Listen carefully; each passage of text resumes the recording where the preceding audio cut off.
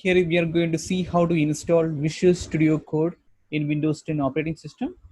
VS Code or Visual Studio Code is one of the widely used editor of choice among developers today. If you type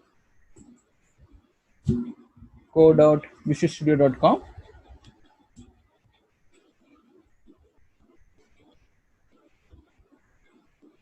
here we can see download for Windows.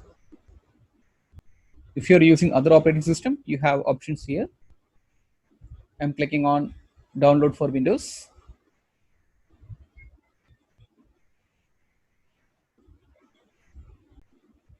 Now download is completed. Double click on the installer. Accept the agreement.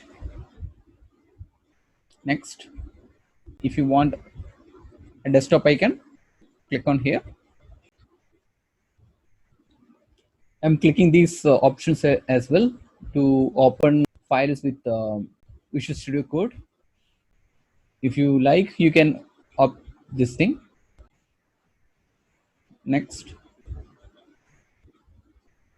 click install.